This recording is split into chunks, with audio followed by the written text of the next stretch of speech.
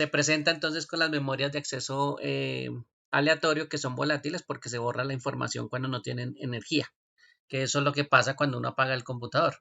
Cuando uno apaga el computador, pues los datos que almacena la memoria RAM se pierden, ¿listo? Y los que están por fuera, en este caso de esa memoria RAM, y se necesitan mantener, pues se almacenan en una memoria de tipo ROM. Estas son unas memorias pues bastante viejas, pero esto es un módulo de memoria. Realmente están basados en esos chips, aunque ya no son tan grandes esos chips, pero pues esos son módulos de memoria los que aparecen ahí en esa foto. Los tipos de memoria, dale un segundo, miro por acá esto, pues, ya. Los tipos de memoria entonces empezaron a tener varios, digamos, módulos de varias formas físicas, y esos módulos de esos tipos de memoria pues empezaron desde los chips. Y esos chips, por supuesto, tienen una configuración para ambas memorias similar, ¿m? Cuando empezaron, por supuesto. Y era ese chip que ustedes ven ahí, que tiene una serie de paticas. Inclusive esta configuración de chip todavía se utiliza, ¿sí? Son memorias o son configuraciones que se pueden conseguir todavía, pues para distintos usos, ¿sí? Entonces, cualquier tipo de memoria inició con esos chips en algún momento, o también tenemos memorias actuales que son de ese tipo de chip, ¿sí? Por ejemplo, los que empiezan a estudiar electrónica, pues pueden conseguir esos chips para poderlos programar, ¿sí? En el caso de las memorias ROM y las memorias RAM, los dos empezaron por ahí. Por eso es que las ROM pues nos muestran un chip de este tipo. Eh, por aquí, esas traducciones que están por ahí. Bueno, estaba mirando una traducción que está mal, pero bueno, ese chipcito en algún momento, recuerden que la idea es que no se pueda manipular esa información y que siempre permanezca ahí y que no se pierda. Sin embargo, al principio, pues eso solo lo podían hacer los fabricantes, y después, en algún momento, sí le permitieron a la gente que lo pudiera programar. Entonces las memorias ROM tuvieron una variación, y estas memorias ROM son estas que aparecen PROM, ¿sí? Aquí la traducción, pues ya vieron que la traducción quedó mal, pero las memorias son PROM, y esa P significa que las memorias pues se podían programar en algún momento. Entonces esas memorias ya le permitían a la gente que la pudiera programar, y el acceso en la parte superior que ustedes ven de ese chip pues es el acceso a la programación de esa memoria, ¿sí? A una de las formas de programación. Por lo general era pues para borrar la información y volverla otra vez a programarlo. Entonces ya había formas también de programar esos chips. Inicialmente solo la fábrica pues lo podía hacer.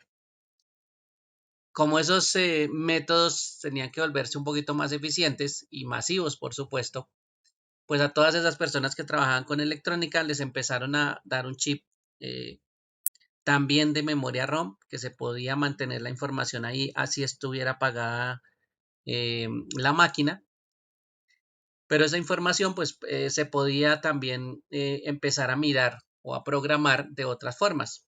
Por ejemplo, el sistema de borrado podía ser también de una manera con luz ultravioleta, ¿sí? Y esa luz ultravioleta pues también le permitía en algún momento pues programar. Entonces era como si tuviera dos opciones: o usted tenía un chip que se pudiera programar de forma eléctrica, ¿sí? Con señales o impulsos eléctricos, o podría tener un chip que se podía programar con luz ultravioleta. Entonces, por supuesto, entonces esa forma o esas dos formas ya le permitía a las personas tener algún dispositivo que permitiera grabar ese tipo de información. Se dieron cuenta pues que la luz ultravioleta requería un equipo que era como grandecito, entonces ese equipo grandecito de pronto costoso, pues no era fácil de acceder. El sistema eléctrico era mucho más fácil, ¿sí? Y esa lectura de la información, y ese regrabado de la información, o ese borrado y después grabado posterior, pues era más fácil hacerlo de forma eléctrica, ¿sí? Y básicamente pues los chips con esa facilidad se volvieron pues más fácil de programar de esa forma. Y lo que en algún momento pues conocíamos nosotros como flasheado, que era de eléctricamente volver a programar un chip de tipo ROM. Pues anteriormente se hacía porque ese era uno de los componentes que a veces tenía uno que actualizar y era parte pues importante de la board. Esa parte importante que tenía una memoria ROM pues era la BIOS, ¿sí? Y la BIOS pues es un chip bastante importante, no tan importante como el chipset, pero sí tiene bastante importancia. Digamos que podría ser el que sigue en importancia. Y ese chip pues en algún momento tocaba actualizarlo, ¿sí? Y actualizarlo pues tocaba o llevarlo a la fábrica inicialmente para que lo cambiaran o tener un sistema de borrado y tocaba programarlo en la fábrica también, o tener un sistema ultravioleta, entonces tocaba tener un aparato pues caro para programar por ultravioleta ese chip, y en últimas pues el sistema más barato era el eléctrico. Entonces el chip ya se podía de forma eléctrica programar, ¿sí? Y actualizar, y a ese procedimiento pues se le conocía como un flashado de memoria. Era como borrar la memoria y volver a colocarle otra vez todos los datos. Un procedimiento bastante complejo porque era pues inicialmente por comandos, después ya se volvió más fácil porque ya usted no tiene que hacer absolutamente nada, solo correr un software del fabricante, y el software del fabricante pues hace todo el proceso solo, ¿sí? Ya usted no tiene que preocuparse. Lo único complicado sería que muy de malas usted de pronto en ese proceso de actualización de la BIOS se fuera la luz y entonces quedara a medio programar. Entonces corre el riesgo de pronto que el chip no se vaya a volver a dejar programar nuevamente o no haya quedado bien programado. Pero ya como esos software, pues el software por lo general ya soluciona todos esos problemas que anteriormente pues eran más manuales y eran más procedimientos de correr comandos que otra cosa. Prácticamente ahorita la actualización es sencilla y ni siquiera nos damos cuenta que hacemos actualizaciones de estos chips, ¿sí? Pero no significa que no existan, estos siguen existiendo. Las otras memorias que son la RAM, ya se dieron cuenta que eran módulos, pero esos módulos pues inicialmente cuando salieron eran como los chips. Por aquí hay un módulo más abajito, ya les voy a mostrar. Eran como un chip, ¿sí? Bastante pequeño. El chip se le conocía como un chip tipo DIP o ese Dual Inline Package. Eh, Básicamente tenía un paquete con varios pines a los lados. Esa era la conformación. Y se dieron cuenta que ese paquete de chip pues se podía montar sobre un circuito. Y ese circuito pues ya se conoció como una SIM. Las mejoras que le hicieron a esas fueron las memorias tipo DIM, y de ahí en adelante pues todos los módulos son tipo DIM. Aunque hay unas variaciones de memorias eh, que por ejemplo fueron la RIM. La RIM no funcionó mucho. Era una memoria bastante rápida, pero el problema era que era muy cara, entonces ese tipo de memoria no funcionó. Las otras variaciones son para elementos más pequeños, entonces es la misma configuración tipo DIM, solo que le colocan un SO para decir que es una configuración más pequeña de memoria. Y si usted pues tiene un dispositivo como por ejemplo un portátil, va a tener una memoria tipo SO-DIM, o que tiene un sistema más pequeño de la DIM, pero siguen siendo el módulo de tipo DIM. ¿Listo? Ahí variará la cantidad de contactos, ya saben, pero pues esto sigue siendo una memoria que, pues digamos que no ha cambiado la forma física de las memorias desde hace muchos años. Y todavía seguimos utilizando memorias tipo DIM, ¿sí? No importa el funcionamiento, pero todas siguen siendo tipo DIM. Bueno, para ese tipo de memorias que eran de tipo o de esa configuración del chip, había funcionamientos diferentes. Entonces, las primeras que aparecieron, las primeras memorias RAM, necesitaban una energía o que se les aplicara energía, como todas las memorias, y ahí se dieron cuenta pues que un sistema en que se aplicara energía y cuando se le quitara se borrara la información se volvía volátil.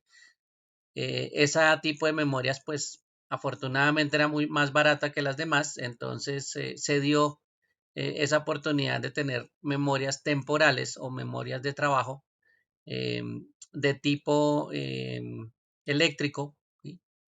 Porque tocaba aplicarles una corriente eléctrica al circuito y para mantener esa información tocaba mantener también la energía. O sea que constantemente la energía se tenía que renovar. ¿Sí? Es como si tuviéramos un nivel de energía, ¿sí? Constante, ¿sí? Para representar un valor, ¿sí? Pero en algún momento la energía pues en ese circuito empieza a decaer y cuando empieza a decaer pues el valor se empieza a perder. Entonces cuando usted empieza a perder la cantidad de energía que está manejando o los voltios que están representando un valor, por ejemplo el 1, pues entonces usted ya no sabe si tiene un 1 o tiene de pronto otro valor que sería el 0. Entonces ahí ya usted en determinado nivel, ya usted no sabe si lo que tenía era un 1 o un 0, ¿sí? O quiere representar un 1 o un 0. Eso hacía que las memorias pues constantemente tendrían que ser alimentadas de energía. Entonces frecuentemente lo que se hacía era enviarle un pulso eléctrico para, digamos que renovar el almacenamiento que tenía internamente la memoria. Entonces, a eso se le conoció como una RAM dinámica. ¿Sí? También hubo una variación posteriormente, un poquito más cara, pero era una variación que se conoció como la RAM estática. Y esa RAM estática, bueno, si ustedes ven aquí, ya les voy a mostrar el anterior. La RAM dinámica básicamente es la misma palabra RAM, solo que le colocan una D y ahí es donde empiezan a haber variaciones. ¿Sí? Cuando vean esa palabra de RAM, es una memoria igual RAM, no importa. Solo que el funcionamiento pues tiene que ser constante la aplicación de energía para que se mantenga los datos que tiene internamente.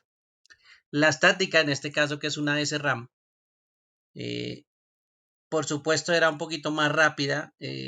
Una de las ventajas de la RAM estática era que la energía no era constante que se tenía que estar aplicando. Por supuesto era, digamos, de vez en cuando sí se tenía que aplicar una energía para mantener los niveles internamente de los datos, pero pues ya la energía era prácticamente mínima. Entonces se redujo el consumo de energía porque usted ya no tenía que estar aplicándole energía constantemente. Entonces esa RAM estática ya se parecía un poquito más a la ROM, ¿sí? Donde usted pues mete información y usted no tiene que estar aplicándole energía constantemente. Pero a estas sí, pues todavía toca, estas memorias RAM sí tienen esa característica que toca aplicarles. Sea muy frecuente o sea menos frecuente, pero igual toca aplicarles energía para que mantengan eh, los datos que tienen almacenados. ¿Eh? Como esta se volvió también un poquito más rápida, desafortunadamente era más cara, ¿sí? Que fabricar un chip de los materiales que lo fabrican era más caro. Entonces esta memoria pues solo la destinaron para la memoria caché. ¿Sí? Esa memoria de almacenamiento frecuente pues era una memoria de tipo caché y para eso utilizaban memorias estáticas o SRAM. Entonces, al iniciar los computadores pues básicamente tenían memorias dinámicas, las de RAM, y adicionalmente para velocidad y para mejorar su velocidad, por supuesto, y para mejorar su funcionamiento, pues le agregaban las SRAM. Sin embargo, pues como el módulo era similar, tenía chip y tenía un circuito de color verde también donde estaban montados los chips. La gente pensaba pues que solo necesitaba la más barata, ¿no? Y pues no tenía en cuenta la más cara, que era una memoria que por supuesto le podía dar más rendimiento, pero pues la gente no tenía en cuenta ese tipo de cosas. Compraba la más barata que era la de RAM. ¿Sí? Entonces, de pronto pensando en la capacidad de almacenamiento, no en la velocidad, pero pues compraba ese tipo también por el costo, ¿no? La de RAM era más barata. Y pues por ese motivo también la de la RAM estática en su función de memoria caché pues tampoco dio resultado, entonces la memoria caché pues se la agregaron directamente a los procesadores y a otros componentes diferentes. Hasta ese momento las dos memorias que teníamos anteriormente, la DRAM y la SRAM, eran memorias que funcionaban por su cuenta. Para esa época los procesadores pues no eran tan rápidos, no eran exageradamente rápidos, había muchas memorias inclusive que eran más rápidas que el procesador. Entonces, pues digamos que la forma de funcionar entre los dos, eso era como si fueran elementos separados. Entonces los elementos separados pues tienen su forma, su propio tiempo de trabajo. Eh, no importa, pues uno trabajaba a un ritmo, el otro trabajaba a otro ritmo y no se notaba esa diferencia. Más adelante, cuando se dieron cuenta que los procesadores eh, son más rápidos o eran más rápidos y exigían más a la información a la memoria RAM, pues se dieron cuenta que no podían trabajar eh, cada uno por su lado. ¿Sí? Tenían que estar sincronizados o tenían que trabajar en conjunto los dos. Entonces, aquí es donde aparece la memoria inicial, la de RAM, pero con una variación que era sincronizarla a través de un sistema que se llama el bus de memoria, que son como canales de comunicación, y ese sistema pues tiene un reloj que los sincroniza o que los pone a funcionar, digamos, al mismo ritmo, ¿sí? De envío de información a través de ese canal de memoria. Entonces, esas transferencias de alta velocidad que exigía el procesador, pues digamos que ya estaban un poquito mejor controladas, aunque la memoria pues seguía siendo más lenta, pero pues por lo menos tenía un ritmo que le podía de pronto no generar tanto problema como si funcionara por su cuenta la memoria. Entonces aquí ya la pusieron fue a sincronizar pues con el bus de memoria y por supuesto con el procesador. Y realmente pues todas las memorias de ahí en adelante son sincrónicas o sincronizan eh, su funcionamiento con otros componentes del computador. Entonces de ahí para adelante pues todas esas memorias RAM son SRAM. ¿Listo? O son variaciones de esa SRAM, pero prácticamente pues todas son SDRAM. Sus variaciones siguen siendo SDRAM, pero pues ya hay variaciones en cuanto a la forma de comunicar la información en ese mismo comportamiento de reloj o en ese mismo comportamiento sincrónico. Si anteriormente las SRAM podían enviar, bueno, vamos a hacerlo muy redondito en este caso, y es que si ellos utilizaban una frecuencia en ese ciclo, de pronto podían enviar un bit. ¿Sí? Pongamos que podían enviar un bit.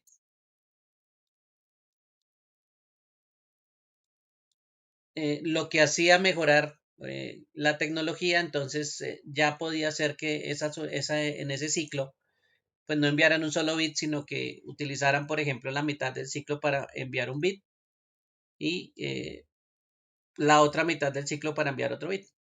Entonces ya era mucho más rápida el envío de la información. ¿Sí? Lo que se demoraba anteriormente, pues todo un ciclo, ya se duplicó la velocidad, ¿sí? Y pues se podía enviar el doble de información en el mismo tiempo.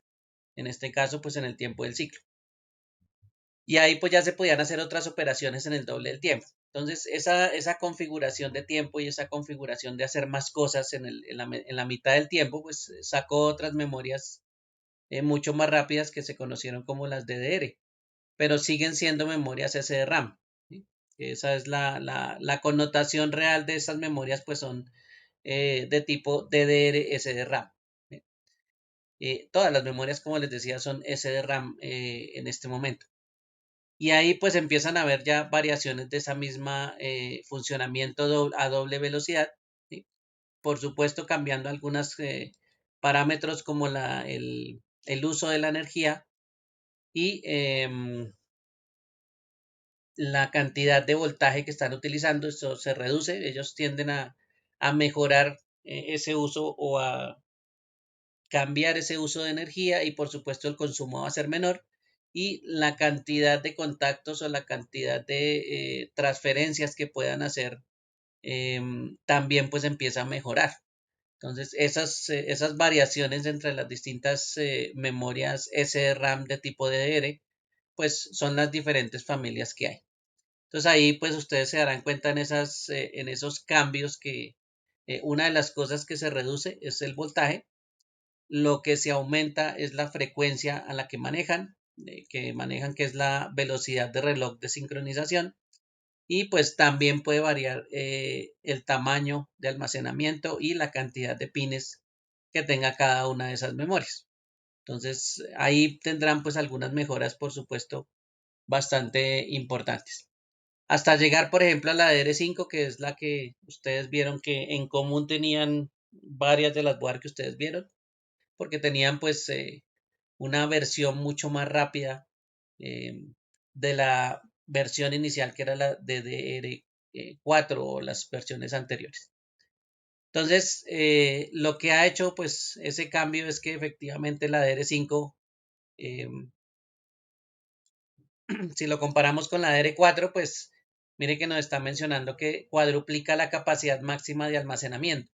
Entonces, son memorias de almacenamiento muy grandes, ¿sí?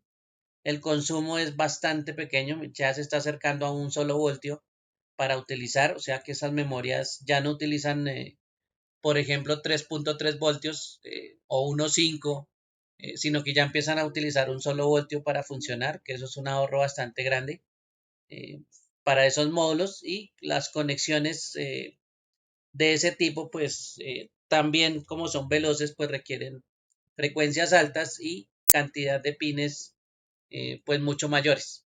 Entonces, esos cambiecitos pues son las características que ustedes van a ver en esos tipos de memoria. Para la parte gráfica, pues también utilizaron esas variaciones, aunque ellos llevan un poquito más de tiempo desarrollando la parte gráfica o las memorias diseñadas exclusivamente para uso de información gráfica. Digamos que ellos ya les había aparecido la DDR5 hace mucho tiempo, ¿sí? Pero ellos pues tienen una característica y es que son exclusivos para gráficos. Entonces esa memoria sí, hace mucho tiempo las tienen ellos las DDR5, pero pues solo para gráficos, ¿sí? O sea, el resto de la información pues no se podría, eh, digamos que funcionar con ese tipo de memorias de gráficos, porque todo su diseño pues está bajo rendimiento de exclusivamente información gráfica. Mientras que las otras memorias que sí son DDR5 para los computadores, que son de tipo RAM, pues ellas están diseñadas para cualquier tipo de funcionamiento y cualquier tipo de información, incluido pues la parte gráfica, aunque pues el fuerte de ellos es almacenar información de otro tipo.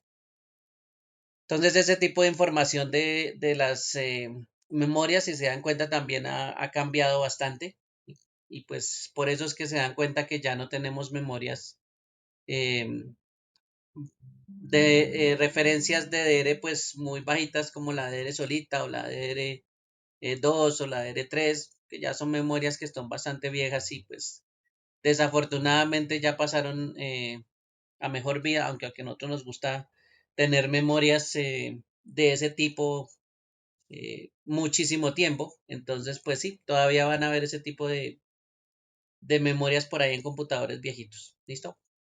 Bueno, estos son los módulos. Esto es simplemente la variación para modelos más pequeños, las SODIMM.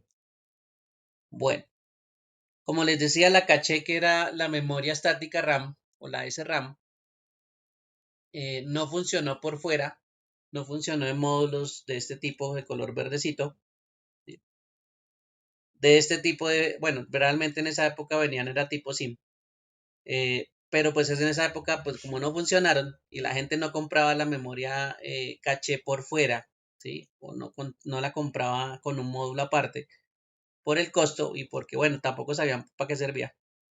Lo que hicieron fue involucrar las memorias estáticas RAM dentro de la CPU, ¿sí? Y empezaron también pues sí, a cambiar, a volverse más rápidas, ¿sí? Y esa velocidad pues se refleja en la cantidad primero de memoria que tiene la CPU, en el caso de espacio de almacenamiento, ¿sí? Y la cantidad de niveles de memoria de caché que tiene cada procesador. Cuando tiene varios niveles, como pasa con ese gráfico que aparece ahí que dice que tiene 3 niveles, el nivel 1 digamos que es el más rápido, ¿sí? Es una memoria que viene internamente dentro del procesador, acompañando al procesador internamente, y esa cantidad de memoria pues no es que sea muy grande, es bastante pequeña. solo que es supremamente rápida. Entonces, si hablamos de memorias rápidas, la memoria, digamos, más rápida sería la caché de nivel 1. Y ahí pues esa es la que está más cerca al almacenamiento del procesador y por eso está dentro. Sin embargo, pues como la L1 no puede hacer todo el trabajo, eh, hay partecitas de la información que se la dan primero a las caché de los otros niveles. Ahí ya es cuando empieza a aparecer cachés de nivel 2 o nivel 3, que por supuesto hay más espacio de almacenamiento entre ellas, o sea, mayor cantidad de datos que pueden almacenar. Sin embargo, la diferencia es que empiezan a ser un poquito más lentas. Entonces la L2 es un poquito más lenta que la L1 y la L3, por supuesto, aunque tiene mayor capacidad que las otras dos, tiene pues menos velocidad. Pero ya están incluidas dentro de los procesadores. Puede ser que un procesador tenga caché de nivel 1, caché de nivel 2, pero no tenga de nivel 3, no es obligatorio. Y hay otros procesadores pues que sí efectivamente tienen los 3 caché dentro de ese procesador. ¿Listo? Bueno, en cuanto a la corrección de errores de cada memoria, las memorias, pues hay unas que no tienen corrección de errores porque solo tienen un sistema de darse cuenta si la información está bien o mal.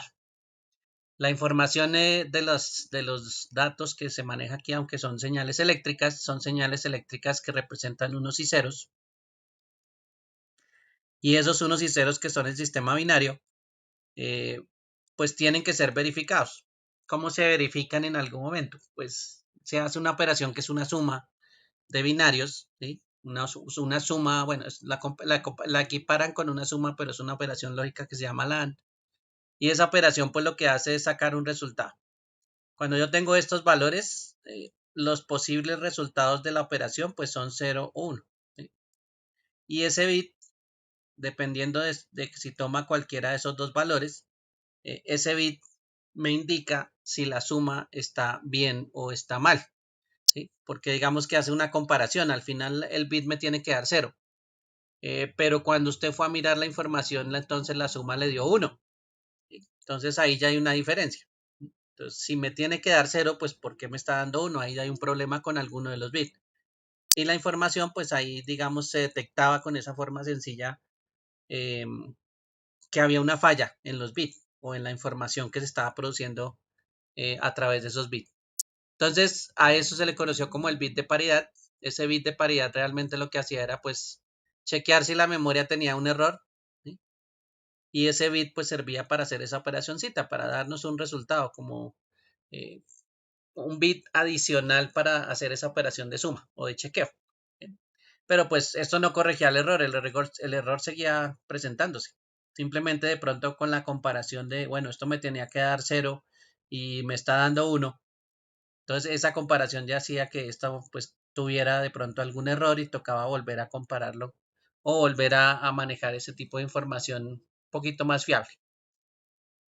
Como ese sistema no corregía errores, entonces en algún momento ese bit de paridad, ¿sí? Que era el que me decía que existía el error pero no lo reparaba, también se inventaron un sistema un poquito más avanzado, que es el sistema SC o el sistema de corrección de errores. Entonces, también con operaciones entre bits, en este caso no solo se detectaba el error, sino que adicionalmente se corregía el error. ¿Sí? Entonces, todo el sistema que tienen ellos de corrección de errores, pues lo que hace es mirar la información que se tiene en los bits que tienen que transmitir, detectar si hay algún error y tras de eso corregir. Por supuesto, esto de tener memorias SC se ha vuelto de pronto más necesario por la cantidad de información que se maneja, pero pues no era tan necesario o no es tan necesario en los equipos de casa. En volúmenes bastante altos de manejo de información, pues sí se van a encontrar comúnmente prácticamente, no, ni siquiera común, tiene que ser obligatorio que tengan sistemas de SC. Por ejemplo, los servidores que manejan mucha información, pues ellos no se pueden dar el lujo de tener errores, entonces tienen un sistema de corrección de errores dentro de esas memorias. que ese es un sistema bastante común que se tiene, mientras que los otros pues de casa tienen más sistemas de pronto con el bit de paridad o ni siquiera tienen ese sistema de bit de paridad, pero pues esos son ya para usos que se tiene de la información. Entonces esas memorias pues hay que tenerlas en cuenta, si bien se dan cuenta tienen muchas cosas diferentes, pero pues digamos que las más comunes que son la RAM y que nosotros más utilizamos pues tienen un comportamiento ya un poco más eficiente de lo que anteriormente pues se tenía. En este caso los fabricantes, aquí tenemos varios fabricantes de memorias y en este caso, bueno, podemos escoger una cualquiera de estos. Vamos a mirar esta que dice G-Skill, a ver si nos muestra el sitio web y vemos esa empresa pues que genera también memorias. No es la única, pero bueno, esto es una de las tantas que hace productos. En este caso, por ejemplo, nos está contando que hace memorias para desktop, memorias de tipo o algunas variaciones que se llaman RDIMM o que ellos las tienen como RDIMM, que son memorias para unos computadores un poquito más avanzados en cuanto al trabajo, que se llaman Workstation. No son necesariamente los servidores, pero sí pues son equipos que muchas veces utilizan como servidores. Sí, son como híbridos entre un equipo desktop y un servidor, pero son equipos pues muy buenos también que se tiene para eso.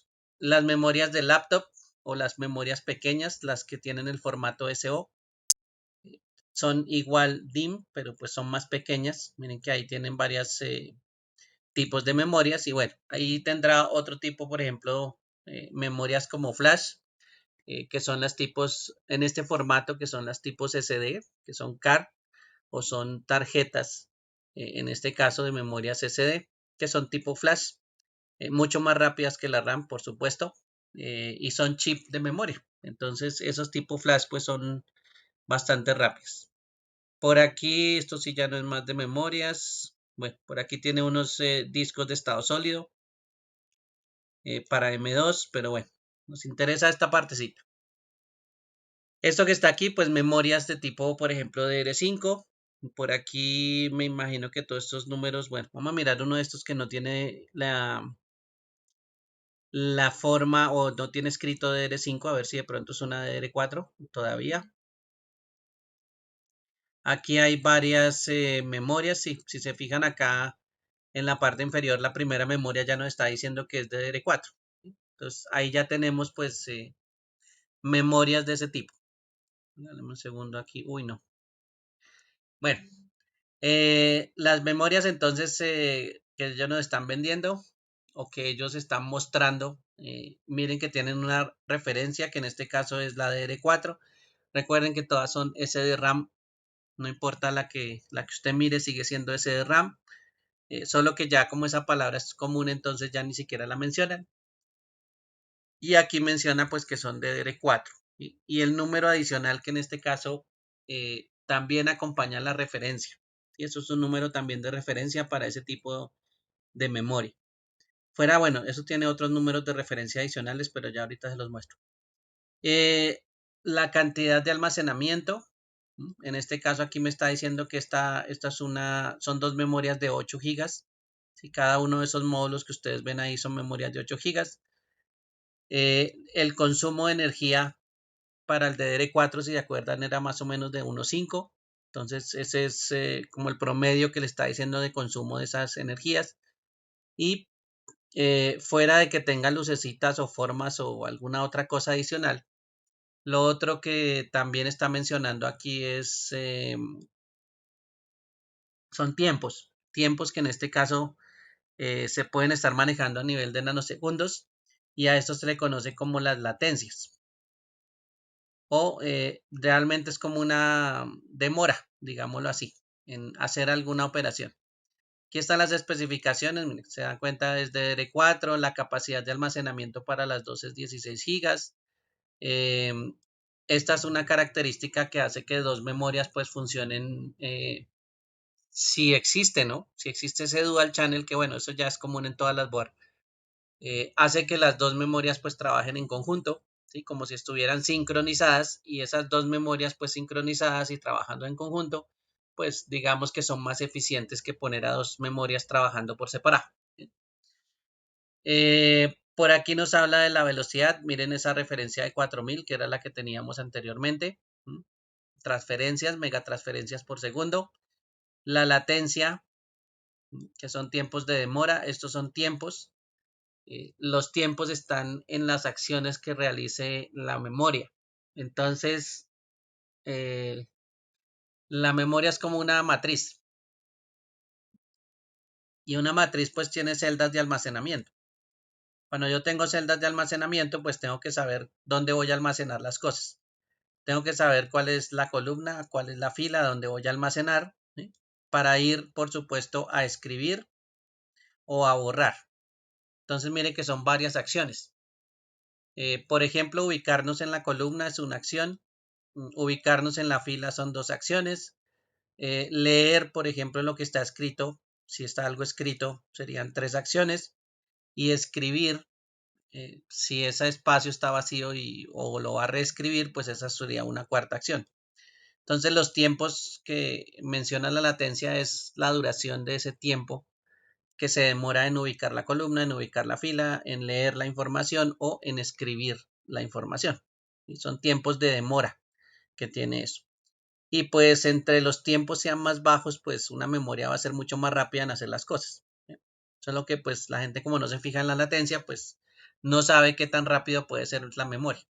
Pero bueno, eso ya es un tiempo que adicionalmente se tiene como referencia a las memorias. Lo que preguntaba su compañero qué día en la clase, que la U que era, esta palabra que es un buffer. Las memorias vienen acompañadas también con un sistema que se llama el buffer, ¿sí? Y el buffer es un sistema como de almacenamiento temporal de la información mientras que se va solicitando ese tipo de información.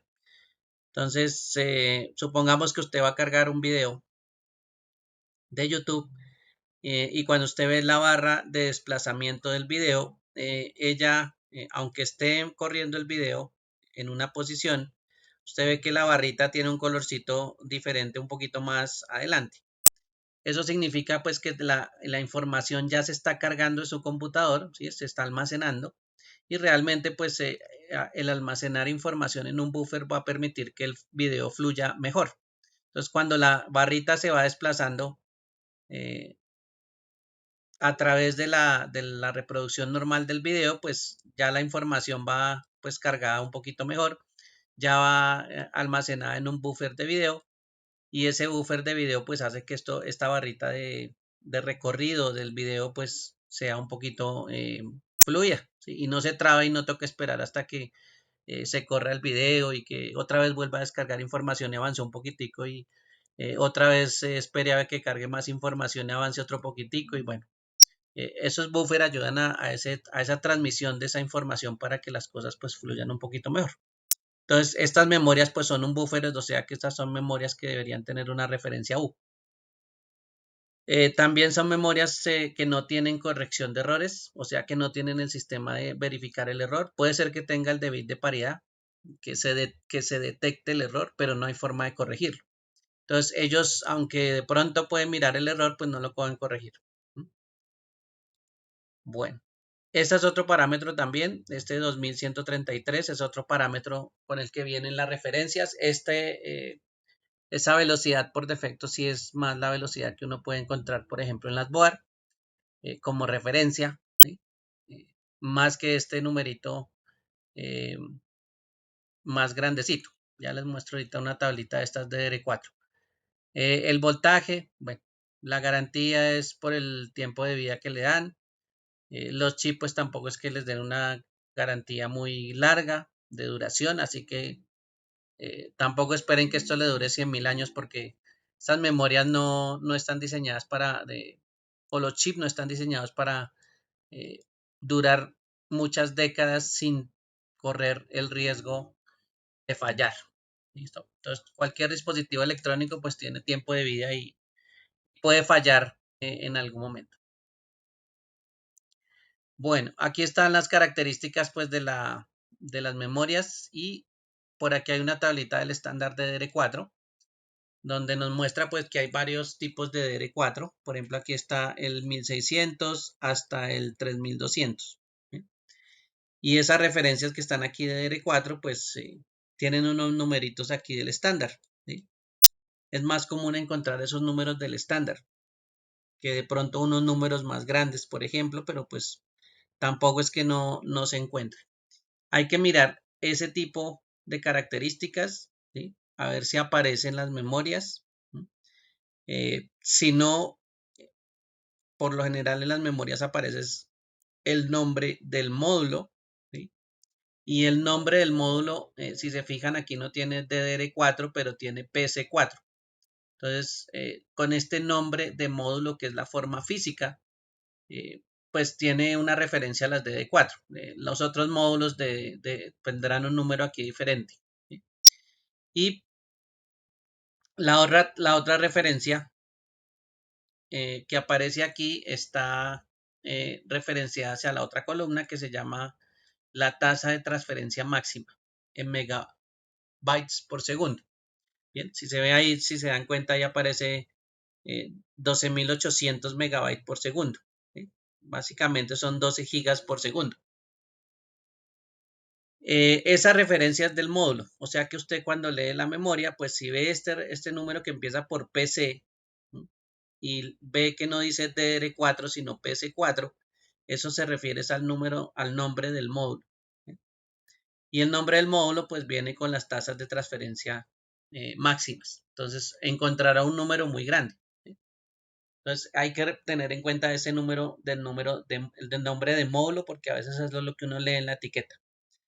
Si no, viene entonces el nombre del estándar. Y el nombre del estándar, pues en algún momento tiene una referencia a las operaciones por segundo que puede realizar ese tipo de memoria. ¿Sí? Entonces, ahí es donde aparecen pues esa cantidad de operaciones por segundo o esa velocidad que puede llegar en algún momento en operaciones por segundo y miren que es bastante alta. Sin embargo, pues los números que más van a encontrar en referencia pues son los nombres estándar y no el nombre del módulo, pero pues no significa que los dos no existan en la etiqueta. Por eso es que esos datos pues hay que de pronto verlos en una memoria y referenciarlos. Cuando usted hace un cambio de memoria o amplía la memoria, eh, las velocidades de frecuencia del reloj pues son bastante importantes porque usted está buscando que de pronto los dos funcionen a la misma velocidad, pues si usted está buscando que funcionen a la misma velocidad, pues se busca que tenga esta velocidad igual, la del reloj. ¿Sí? Y si se dan cuenta, todas estas memorias tienen velocidades distintas. Aunque todas son DDR4, las velocidades de reloj son diferentes. Entonces, usted tiene una memoria, supongamos esta, DDR4, 2400, esta 2400. La velocidad en este caso del reloj pues es 1200 MHz y esa velocidad de 1200 MHz que es 1.2 gigas. En este caso esa velocidad pues si usted la va a poner a funcionar con otra memoria pues ya sabe que tiene que comprar una memoria con la misma velocidad de reloj y con eso pues como ellos manejan la misma velocidad de reloj funcionan en sincronía. ¿Sí? Y ahí se puede aprovechar las memorias. Bueno, no significa que no pueda colocar usted dos memorias de pronto porque la UAR le dice que puede colocar dos memorias diferentes. Pero en este caso, si quiere aprovechar la velocidad, pues uno busca una memoria que sea de la misma referencia, ¿sí? Para que aproveche las mismas velocidades que está manejando. ¿Sí? No de pronto tener, no sé, una memoria con una frecuencia de 1066 y otra frecuencia con 1600. ¿Sí? Entonces, digamos que ahí tendríamos una diferencia de velocidad que, pues lo ideal sería que se mantuviera igual. Claro, eso nunca lo vemos, ¿no?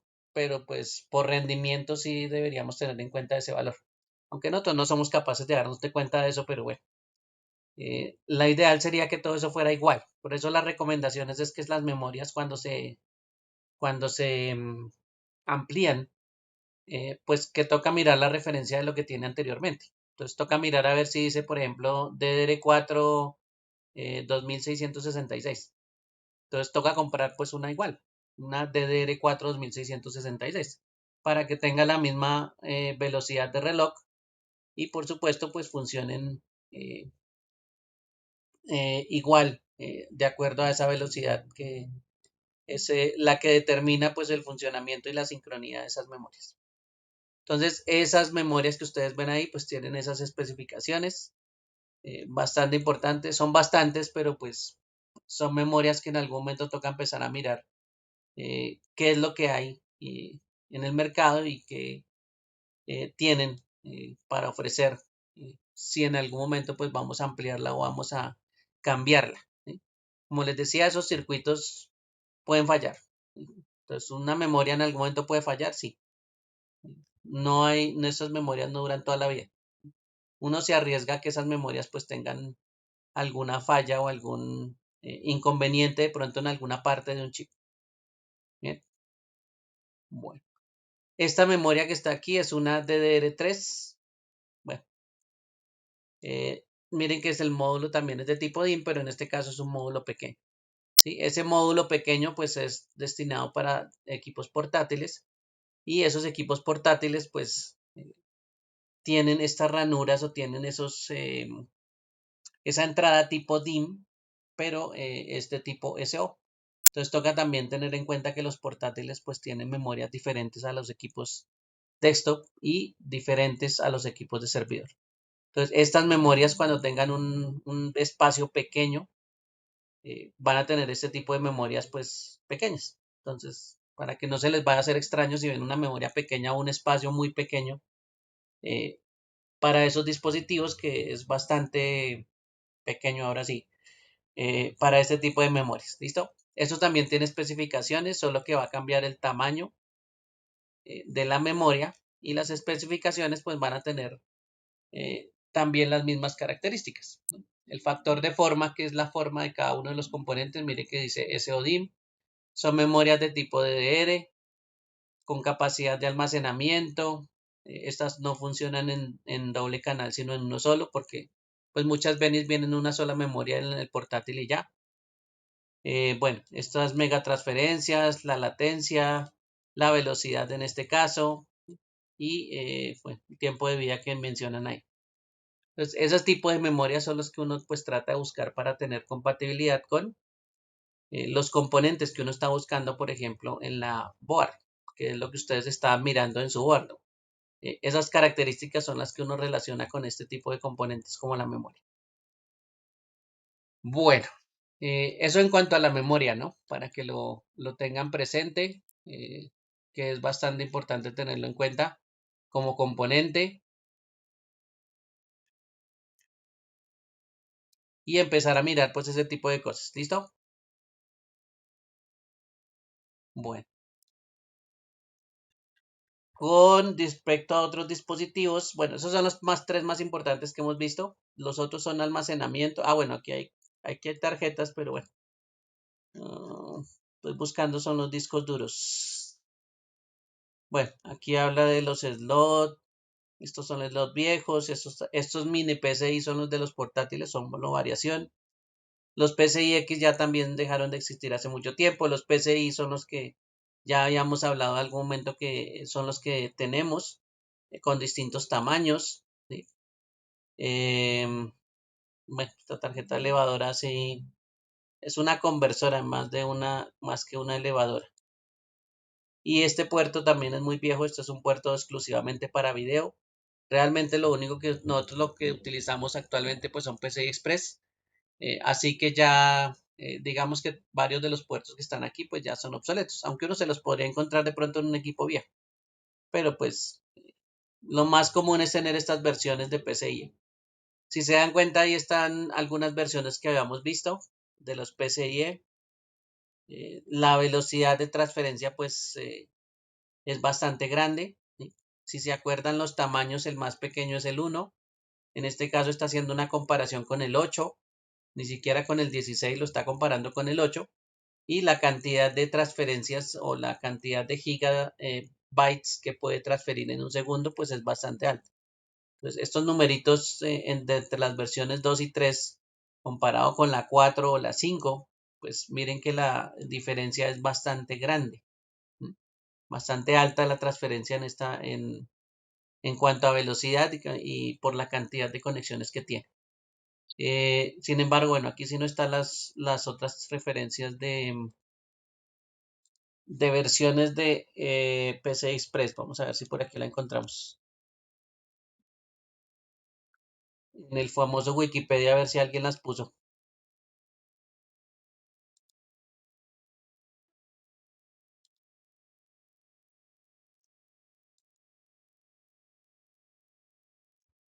Bueno, ahí están los PCI Express, los tamaños 1, 2, 3, 4, 5, 6. Perdón, esas son eh,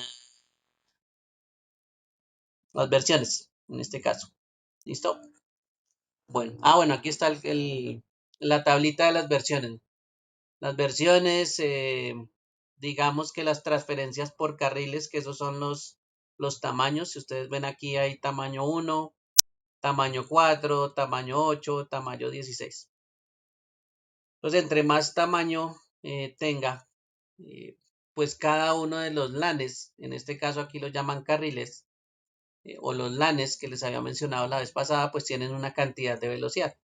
Bueno, si es uno, pues la velocidad es un estándar, ¿no? Digamos que es la misma velocidad que aparece acá, 2 gigabits por segundo. ¿Sí?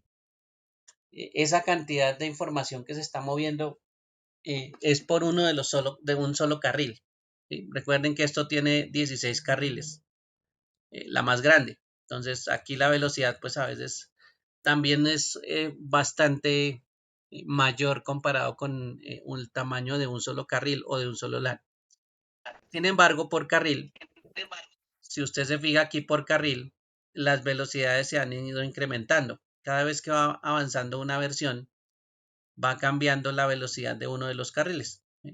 Por ejemplo, aquí dice 7.9, en la siguiente versión ya la aumentaron a 15.8, en la siguiente a 31, la están prácticamente duplicando cada vez que avanza la versión, y en la versión 6, pues cada carril está aproximadamente en 64 gigabits por segundo, que es una velocidad supremamente gigante si la comparamos, por ejemplo, con un puerto SATA. Vamos a colocar aquí un puerto SATA, acuérdense que es el puerto que tiene el disco duro. Vamos a compararlo aquí con un SATA, que es un puerto viejo, ya les había dicho, aunque no lo han quitado de funcionamiento, pero la velocidad del SATA más alta, o la velocidad del SATA 3, mire que son 6 gigabits por segundo. Mientras que nuestro PCI Express ya tiene 64 gigabits por segundo en su versión más alta. Entonces, digamos que ese SATA se comparaba así con las dos versiones iniciales de PCI Express y ahí no tendría problema, pero ya la tercera versión de PCI Express ya era mucho más rápido que un SATA. O sea que el dispositivo que usted tuviera de tipo SATA ya se iba a quedar muy lento a partir de la versión 3 de PCI Express. Si hablamos de que pues son puertos de comunicación y para esta altura del partido nosotros podríamos tener discos de almacenamiento conectados en puertos M2 con tecnologías PCI Express. O sea, estamos diciendo que podemos tener un disco normalito con una conexión de 6 gigabit por segundo, o podemos tener un disco de estado sólido, por ejemplo, en un puerto M2 con una conexión de 64 gigabits por segundo. Entonces, miren que aquí el tamaño de la velocidad, perdón, de ese puerto es muchísimo más alta. ¿Sí? Y eso se va a notar y por eso es que las M2 pues han funcionado tanto, porque pues la velocidad es supremamente alta aprovechando esta tecnología PCI Express. ¿Sí? Aunque el puerto sea diferente, pero pues ellos aprovechan esa tecnología PCI Express para funcionar. Vamos a colocar aquí el puerto M2 para que nos muestre de pronto algo el señor Wikipedia. Listo. Ahí están las tarjeticas. Este puerto, pues, que físicamente es digámoslo así, un puerto pues bastante pequeño. Los puertos M2 pues utilizan tecnologías PCI Express. Entonces, las ranuras PCI Express o la infraestructura de PCI Express pues sirve eh, para la conexión entre estos puertos M2. Entonces, ahí ya es, mire, por aquí están mencionando el manejo de PCI Express por un lado. Bueno, aquí sí no hay mucha información de las M2. Y sí, Wikipedia le faltó en este caso. Bien, miremos aquí, aprovechemos acá que ahí debe haber imágenes, a ver si vemos rápidamente uno de los key. Pongámosle aquí key. Y miramos a ver los key están aquí. Bueno, miremos aquí otra gráfica, ya vi la gráfica de los key y ahora estoy buscando el tamaño. A ver si hay uno de tamaños. No veo la de los tamaños. Ah, bueno, por aquí vi una. Bueno, miremos uno de estos.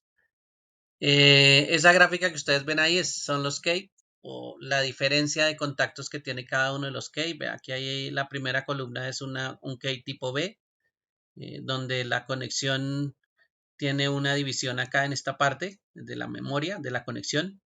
La tipo M, si se dan cuenta, la tiene al otro extremo, ¿sí? Y también hay una diferencia de contactos de 1 entre las dos. Y la M y B, que es otro tipo de conexión, aunque hay más, pues tiene las dos ranuritas a los dos lados. O sea que él, digamos que serviría eh, para conectar. Están asociados también a la conexión PCIe. Entonces, si se fijan aquí, en la parte inferior está soportada la conexión PCIe, ¿sí? Aunque también está soportada la SATA, pero pues ellos funcionan más en PCIe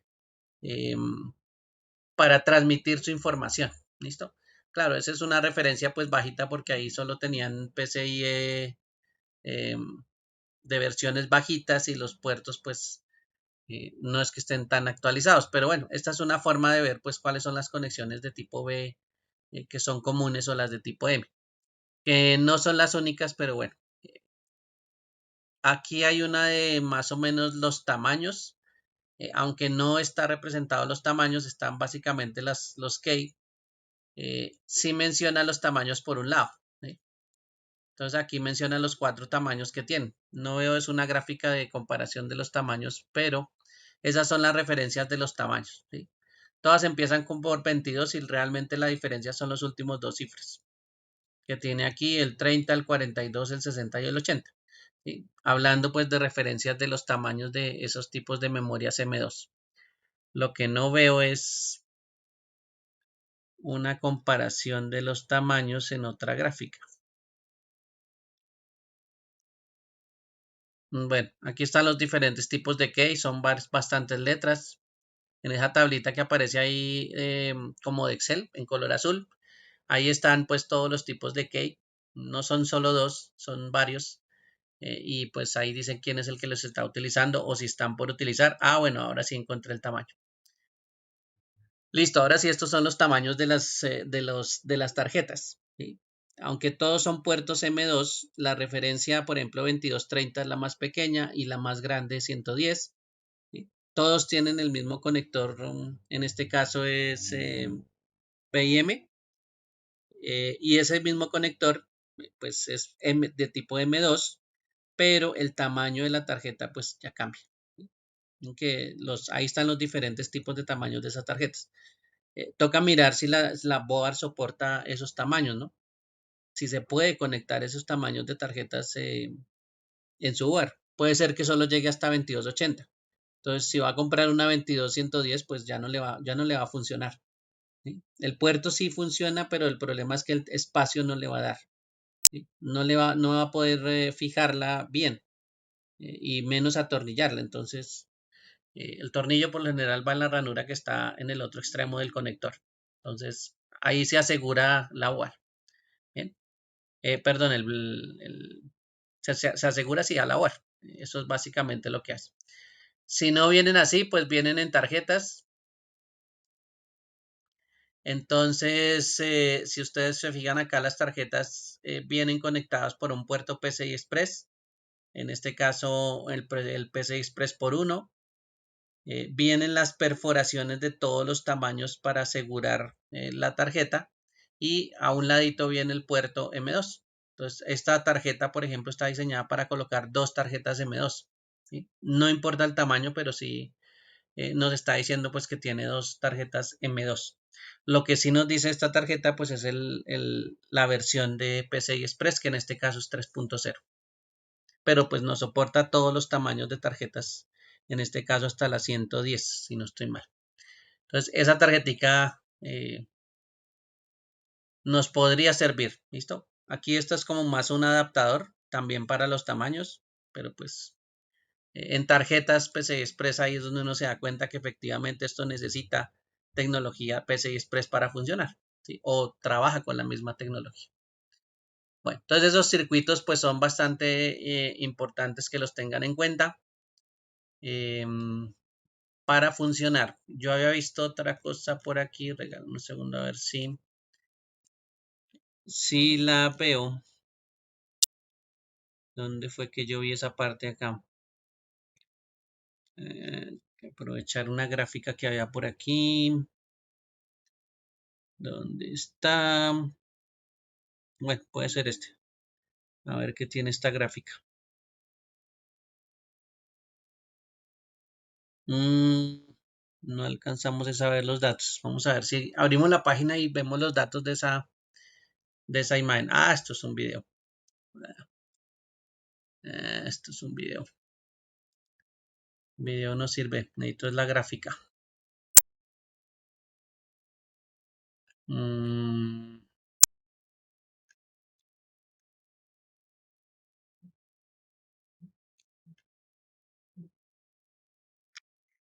no la veo.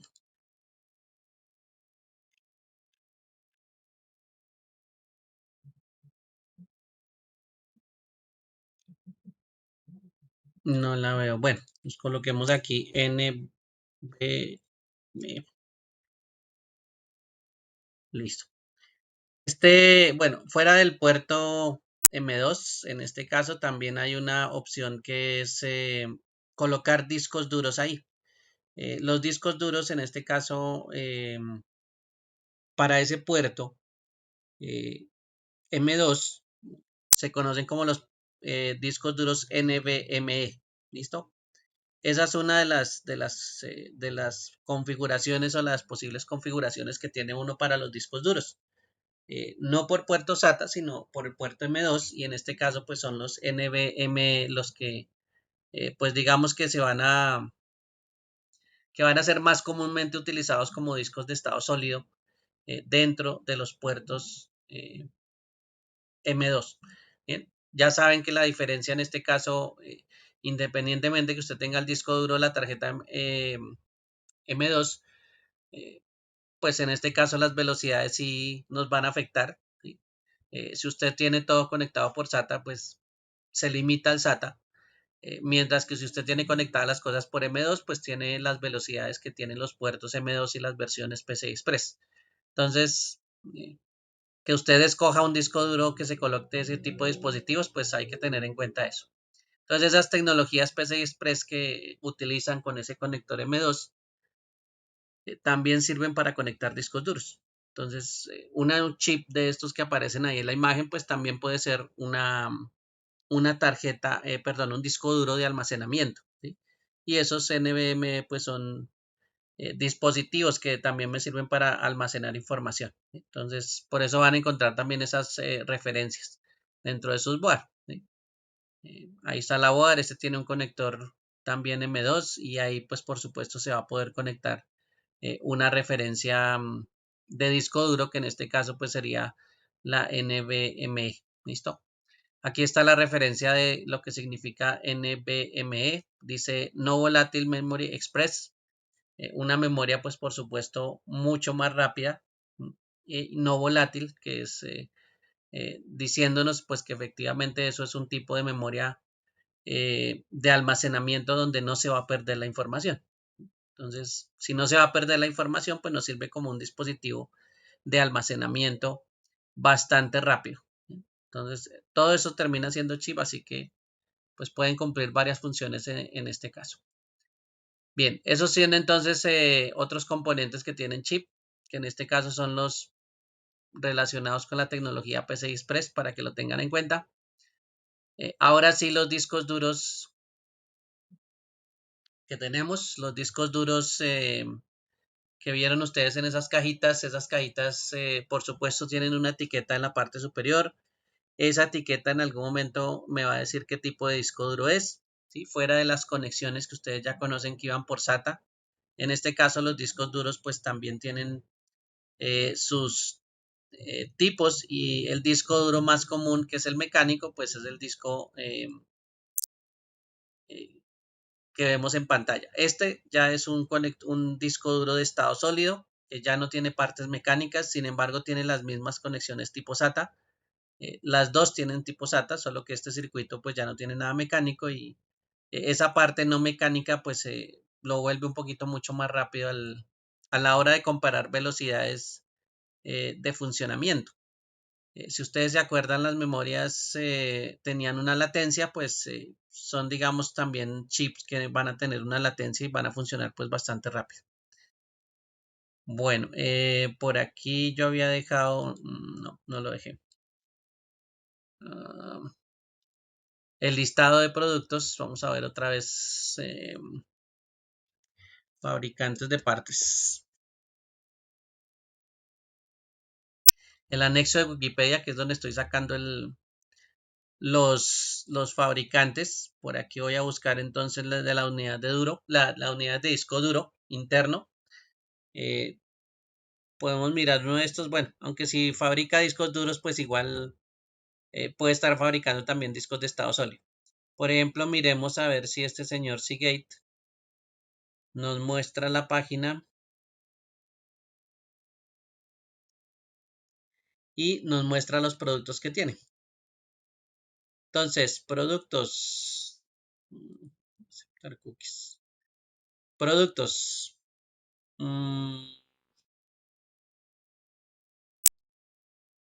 Productos. Productos para la nube, periferia y centros de datos. Esto no. Unidades especializadas no. Personal storage, que es el almacenamiento. Ahora sí, este personal storage nos va a mostrar pues familias en este caso. ¿Sí? Para ellos también, pues acuérdense que los fabricantes le ponen nombres a sus familias de productos, así que estos son familias de productos. Por ejemplo, los que dicen HDD pues tienen la parte mecánica. Entonces podemos mirar, por ejemplo, estas unidades que son para PC, que se llaman Barracuda HDD, que son discos internos de una fábrica, de una fábrica que es Seagate. La familia se llama Barracuda. Y la Barracuda, en este caso, pues tiene distintos tamaños de almacenamiento. Miren que aquí el tamaño de capacidad de almacenamiento tiene uno de 5 terabytes. ¿Sí? Bastante información o capacidad de almacenamiento que tiene. Por aquí no sé si hay filtros, déjenme ver. Esto es un Barracuda de 3.5 pulgadas, que es el tamaño. ¿Sí? Aquí me dice que hay información para Barracudas de 2.5 pulgadas, que también es el tamaño del bloque completo. Por aquí vamos a ver si cambia. No, esto es una ficha solo para tamaños de 2.5 nomás.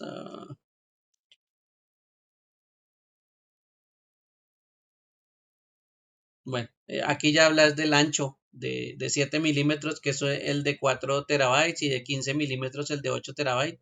Entonces, almacenamiento interno, miren que también le hace crecer un poquito el tamaño. Bueno, ahí nos está haciendo referencia al disco mecánico. Un disco mecánico, si ustedes se fijan, tiene platos. Entonces, esos platos de esos discos, básicamente, pues son partes móviles, y esas partes móviles, pues son los que van a almacenar toda esa información. No veo aquí una referencia diferente. Ah, mírenlos acá. Barracuda de 2.5 pulgadas, especiales para computadores móviles, porque son pequeños. Estos de 2.5 son discos duros pequeños. Y aquí hay unos Barracuda de 3.5 pulgadas. Estos son los que ya se utilizan, digamos, en computadores ya de casa que tienen torres más grandes, ¿sí? Porque pueden almacenar un disco mayor, pues de mayor tamaño. Entonces, estos de 3.5 son los de más grandes y los de portátiles o los más pequeños pues son de 2.5. Nos habla de la transferencia de información. Miren que las transferencias no es que sean muy grandes. La garantía.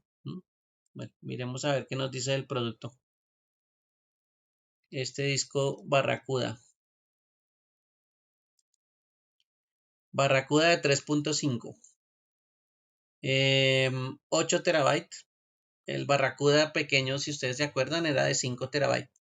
El máximo. En cambio aquí pues tenemos tamaños mucho más grandes porque este pues espacio es mucho mayor. Entonces ahí ya tenemos 8 terabytes en este caso. Bueno, para el lado de los SSD también de PC de tipo Barracuda, ya se parecen por supuesto más a circuitos o tarjetas de memoria. ¿Sí? Por eso es que puede aparecer una tarjeta NVMe aquí con un puerto M2, porque pues también se puede conectar por ese puerto. Sin embargo, pues aquí lo tratan como un disco de estado sólido, porque realmente ese estado sólido pues tiene el mismo comportamiento de almacenamiento. Por aquí dice Barracuda SATA SS2, SSD. ¿Listo? Entonces la conexión es tipo SATA, ¿sí? Y el almacenamiento de ese tipo SATA, miren que dice 3.84 terabytes. Entonces, si lo comparamos con el tamaño de disco duro mecánico que teníamos anteriormente, el disco duro mecánico que teníamos anteriormente, el más pequeño era de 5 terabytes. Y en este caso, este disco que es bastante pequeño, pues de estado sólido y de tipo SATA, conexión de tipo SATA, pues mire que no tiene mucha capacidad de almacenamiento. ¿Sí? Y eso sin comparar de pronto los precios, porque aquí yo no vi precios, pero pues esa es como la información que nos va contando con este tipo de discos que son por conexión tipo SATA. Esto que tiene otro tipo de conexión, pero que también son discos de estado sólido, en este caso conexiones de tipo M2. Miren la conexión que aparece en la foto es de tipo M2. En este caso ya son discos de estado sólido, ya miren que tienen 2 terabytes de almacenamiento. No, no, pues son más pequeños, entonces el almacenamiento tampoco es que sea exagerado y el costo también pues hace la diferencia. Entonces, esas conexiones que habla aquí, si se dan cuenta los discos de estado sólido, pues por lo caro no es que tengan un tamaño pues muy grande y menos por la duración porque estos no tienen pues mucha duración tampoco. Digamos que la diferencia en duración en años no es tan grande como los discos mecánicos. Aunque la velocidad, por supuesto, pues hace que estos sean mucho más rápidos. Ahí nos habla del M2, que es MK, ¿sí? Y por aquí pues hay una ficha técnica, vamos a ver qué nos muestra la ficha técnica. En este caso, bueno, nos habla del modelo de la familia que se llama Barracuda, que es una memoria de tipo NVMe, conectado a un puerto M2. El puerto M2 es el de la referencia 2280. Entonces, ahí ya nos va contando varios datos que vamos atando. Y bueno, aquí habla un poquito más de los datos que tienen y su tablita pues de información. Capacidad de uno de los discos, por ejemplo el de 2 teras, pues 2 teras. La interfaz es una PCI Express generación 3 NVMe, ¿listo? Generación 3x4, el por 4 es la cantidad de canales de comunicación. En este caso tiene 4, ¿sí? Aunque sea de generación 3, tiene 4 canales, o sea que eso es bastante rápido.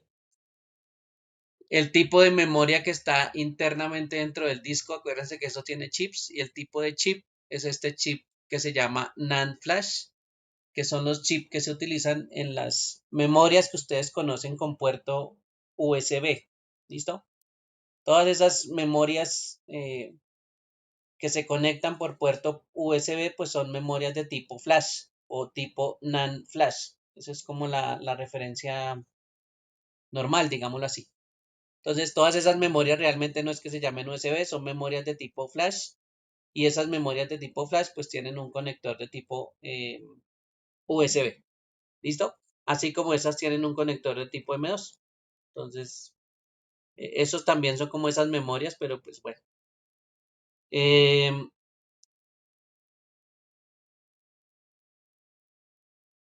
Velocidades, en este caso de rendimiento, entre lectura y escritura. La durabilidad de total de bytes escritos dice que 531 terabytes. Tiempo medio entre fallos son 1.800.000 horas. eh, que es, digamos que esa es la duración que se le da. ¿Sí? No es un tiempo muy largo. Y la garantía, miren que nos está mostrando una garantía de 3 años. ¿Listo? Entonces, comprar un disco bastante caro con 2 teras de almacenamiento para que usted pues se guíe y lo tenga, no sé, más de 3 años, pues miren que usted corre el riesgo de que esa información se le pierda. Aunque sí es muy rápida, pero miren que esto también tiene pues un limitante. Antes de mirar aquí, me voy a devolver a los discos que estábamos viendo ahorita. De una vez miramos la garantía de años. Em, Productos personales, Barracuda HDD,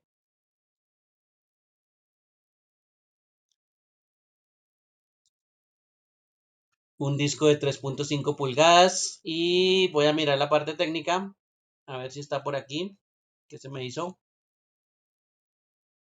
Ficha técnica. Por aquí en la ficha técnica, a ver qué nos dice estos datos. Listo.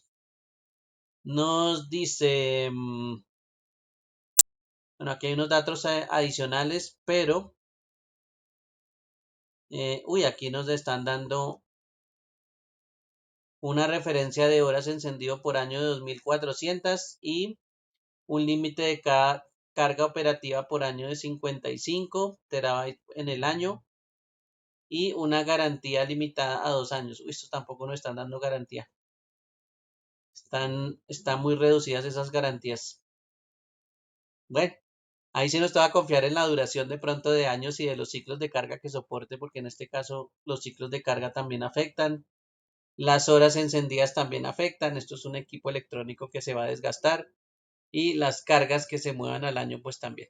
Entonces, todos esos equipos, si se dan cuenta, tienen límites y esos límites pues también nos van a afectar en cierto momento. Entonces, no es que uno debería quedarse con los equipos años y años, ¿no? Porque entre más años se quede, más riesgo tiene de que la garantía se pueda perder y que después de que se pierda la garantía, pues uno ya no le van a garantizar una duración exacta.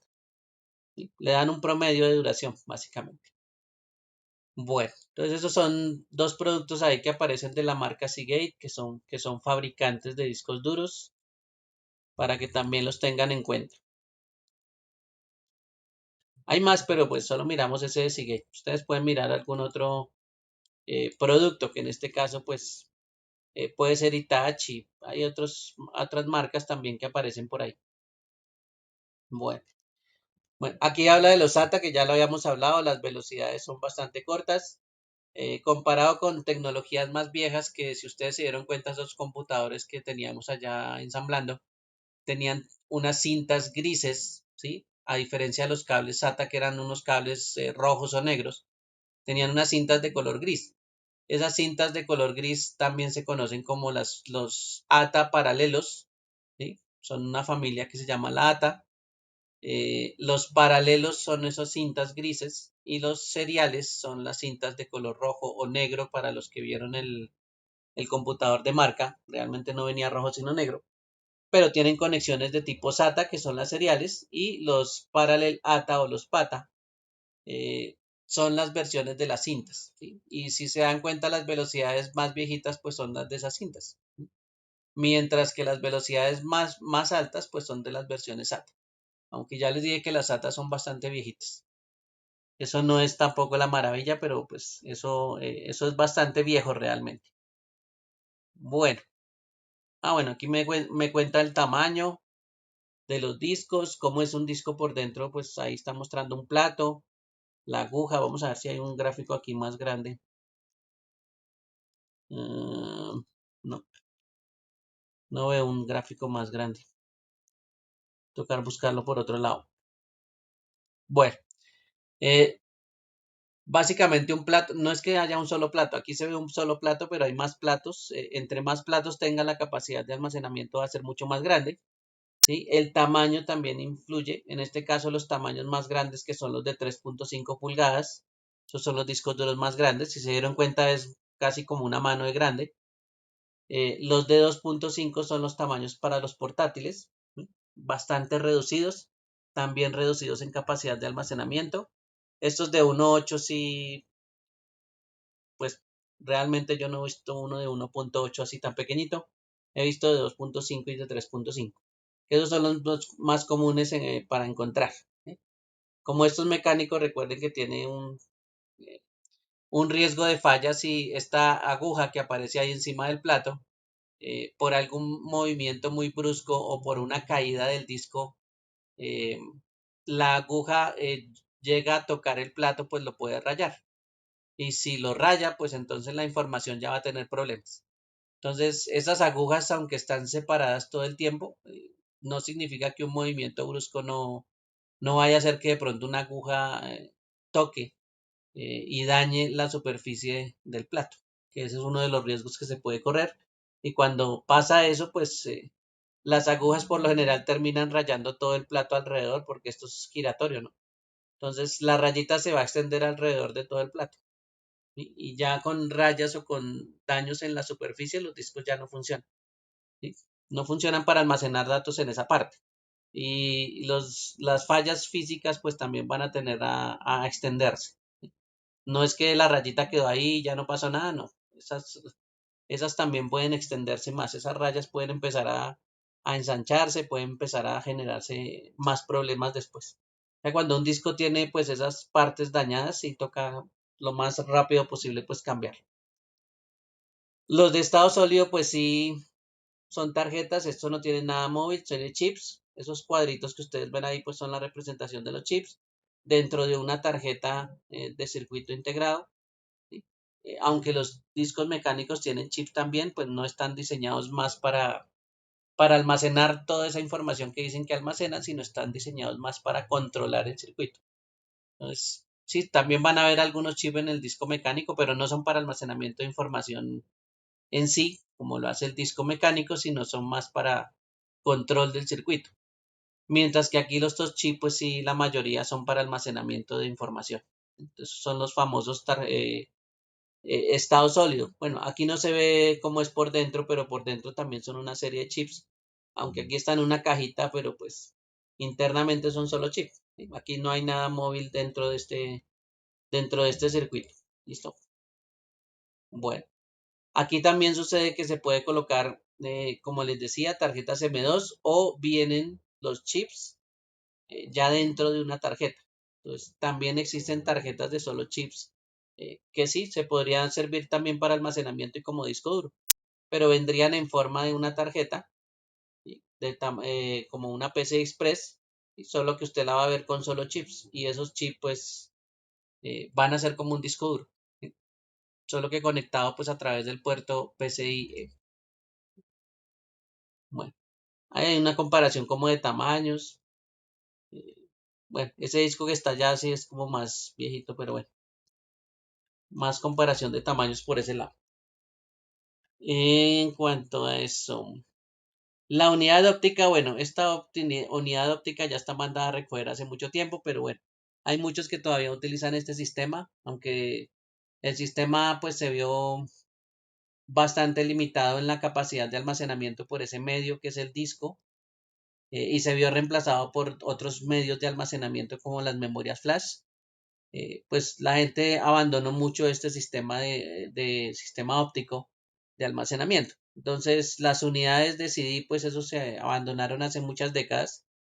Lo que de pronto quedó un poquito fue el DVD, que eso fue lo que más duró, si lo comparamos pues con lo más reciente. Y el que de pronto intentó salvar a esos sistemas ópticos fue este que se llama el Blu-ray, ¿sí? Que también es un sistema de disco, pero que tiene una capacidad de almacenamiento muy grande en este caso. Si hablamos de capacidad de almacenamiento, pues los discos hace muchos años solo tenían 700 megabytes de almacenamiento. Cuando ya se pasó a los DVDs ya tenían entre 4 y 8 gigabytes de almacenamiento. Entonces miren que el tamaño o la diferencia entre un CD y un DVD era muchísimo más grande como medio de almacenamiento. Sin embargo, pues para esta época de los, bueno, ya cuando llevábamos bastante tiempo con los DVDs, aparecieron las memorias flash y las memorias flash pues perfectamente superaban estos valores de 8 gigas. Y se podían reutilizar, mientras que muchos de estos dispositivos pues solo sirven para escribir una vez y ya no funciona más. ¿Sí? Lo que usted escribió ahí en ese dispositivo pues ahí quedó y no funcionó para más. Y los Blu-ray pues sí intentaron almacenar la información mucho más grande, o de más información, y llegaron pues a 50 gigas. Entonces ya tenía usted un medio que era un medio óptico, con una unidad por supuesto especial que era la unidad de Blu-ray, pero tenía 50 gigas de almacenamiento y eso era bastante grande. Lo que pasa es que estos sistemas, aunque sí los pueden colocar en los equipos nuevos, no es que se haya masificado el uso de Blu-ray por el costo. Y el que le dio pelea, pues en este caso fue las memorias flash. Así que esto no es que haya fructificado mucho este sistema de Blu-ray, pero no significa que no exista, ¿no? Tampoco es tan despreciable un dispositivo de almacenamiento que tenga 50 gigas, o bueno, 25. ¿Sí? Tampoco es que sea tan despreciable esos 25 gigas de almacenamiento en un medio que es grabable. Las referencias de los dispositivos cambian de letra, es por lo que hacen. Unos se podrán grabar una vez, otros se podrán regrabar hasta cierta cantidad de tiempo. Entonces ahí es donde va a haber de pronto variación en los tiempos. Habrá unos con mayor fidelidad en la información, que son los que tienen más. Habrá unos que tienen menor fidelidad, que en este caso son los de menos. Entonces, eso también hay unas variacioncitas pequeñas ahí en esas unidades. Pero pues este es un medio que, si bien todavía existe, pues no es que sea tan extenso. ¿Listo? Bueno, esto ya los conocen, ya los vimos estos puertos, solo voy a pasarlo ahí, igual lo tienen de tarea. El puerto DVI, bueno, primero el puerto que está aquí es el VGA. El que está debajito del VGA es el puerto DVI, son puertos de video. ¿Sí? El DisplayPort, que es el nuevo puerto que tenemos, ese es el más reciente. Ese también se está utilizando para video. Y los computadores pues más recientes se están utilizando de puerto. La interfaz HDMI, que es digamos la que más se utiliza. Esa interfaz pues es la que más se utiliza para video en este momento, pero pues no es la más rápida porque ya la desbancó el DisplayPort. Y este puerto que se llama el Thunderbolt, este puerto pues ya es exclusivo, aunque se parece mucho a los puertos USB, y a los conectores de tipo USB, pues digamos que es un puerto mucho más rápido que se llama Thunderbolt y solo se ve en equipos, o comúnmente se ve en equipos de la manzanita, en este caso de Apple, porque esa tecnología pues es prácticamente de uso para ellos, ¿sí? Como propietaria de esa, aunque ya se ha extendido pues desde puerto o ha intentado extenderse por otros equipos de otras marcas. Sin embargo, pues este puerto sigue siendo el más rápido del mercado, mucho más rápido que los otros puertos que habíamos visto anteriormente. Tiene bastantes usos. La única desventaja es que como esto es propietario, de esos equipos que lo utilizan es más propietario Apple, entonces tocaría comprar un equipo Apple para tener estos puertos. ¿Sí? Y ahí es donde está el pequeño problema de costos. Ahí es cuando sí los puertos USB han superado a este puerto Thunderbolt. De pronto no en velocidad porque van un poquito atrasados, pero sí lo han reemplazado en extensión en los equipos. O sea, está más extendido en un puerto USB que un puerto Thunderbolt. Entonces, por eso es que la gente pues no conoce mucho el puerto Thunderbolt. Pero es un puerto supremamente rápido. Este es el Thunderbolt más reciente, el Thunderbolt 3, que se parece mucho a un USB tipo C.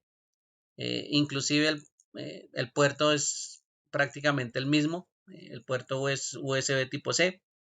Ahí es donde ellos intentaron meterse en los puertos USB, ¿sí? Aunque tiene una característica y es que los Thunderbolt 3 pues sí funcionan en puertos USB tipo C, eh, pero los dispositivos que no son Thunderbolt, que están diseñados en puerto USB tipo C, pues no funcionan en los puertos Thunderbolt. Entonces no es recíproco, ¿sí? Sirve como puerto, sí, se pueden conectar, pero un Thunderbolt es compatible con cualquier puerto, pero en cambio un equipo o un dispositivo que esté diseñado para un puerto USB tipo C no es compatible necesariamente con un Thunderbolt 3. Entonces, ahí de pronto por entrada sí, pero no por funcionamiento. Bueno, estos VGA que ustedes ya saben que son los de video, ya los habíamos visto. Anteriormente existía este conector que se llamaba el RCA. El RCA se utilizaba mucho para los reproductores de video. En este caso, los reproductores de video, pues muchos fueron de tipo DVD. Bueno, hay más viejos todavía que son los Betamax y los VHS. Pero esta forma de transmisión, pues era la más común. Tener un puerto RCA donde me iba pues a tener esa característica de esos tres conectores y cada uno de los conectores pues tenía una forma de funcionamiento. Por ejemplo, el amarillo era el que transportaba la señal de video, los rojos y los blancos pues lo que hacían era llevar la señal de audio. Entonces ahí ya pues uno lo conectaba en ese orden de colores para poder mover la información de audio y de video. Recuerden que este señor VGA no mueve sino video. Los demás puertos que ustedes ven ahí en pantalla, bueno, hasta el DVI, todos mueven señales de video y sonido. ¿Listo? Bueno, DVD hay unas versiones de DVD que no mueven sonido, pero hay otras que sí. ¿Bien? Entonces, la mayoría prácticamente mueven las dos cosas. Lo único más viejito de estos puertos es la VGA, que eso solo mueve video. Entonces, esa señal sí se queda ahí quietica. Bueno, ahí está la cinta de color gris para los puertos Parallel ATA. Por ahí está mi conector USB para puertos de entrada y salida, que esos son los más comunes. También hay convertidores entre tecnologías. ¿Sí? De pronto usted tiene una tecnología viejita como los DVI, que son estos conectores que aparecen ahí, y los quiere convertir a HDMI. Bueno, sí hay adaptadores que hacen eso, de convertir. Inclusive hay muchos equipos que vienen de fábrica con el conversor ya instalado, entonces pues le va a servir para conectarse, por ejemplo, a un puerto DVI. ¿Sí? Esto es un puerto HDMI, perdón, un puerto DVI que es este, a un HDMI que es el que habíamos visto anteriormente. Entonces, conversores también existen, no hay ningún problema. Bueno, aquí está el conector ya en fotico un poquito mejor, el DVI, el HDMI, el puerto SATA, que son los rojitos, el puerto Thunderbolt que aparece aquí de color blanco y los puertos USB que aparecen de color negro a la derecha. Dos tamaños ahí de puerto USB para que también lo vean. Bueno, esos son los conectores también que tenemos en las board. ¿Listo? Para que lo tengan presente. Los dispositivos de entrada, que también ustedes ya los conocen, esos son dispositivos que me permiten ingresar información.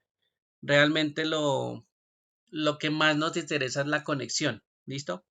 Estos dispositivos se pueden conectar de varias formas, pero pues si reconocemos primero las entradas, pues una cámara ya va a ser más fácil de conectar. Si ven que esta cámara tiene un puerto USB, pues es mucho más fácil de conectar y de reconocer el puerto USB para conectarlo. Entonces, lo más importante pues de esta cámara fuera es que de esto que tiene un funcionamiento, pues realmente son las conexiones. No importa el dispositivo que ingrese, si es una cámara web, una tablet de firma, esos están conectados inclusive por puertos USB. ¿Sí? Todos esos dispositivos tienen una forma de conectar. ¿Sí?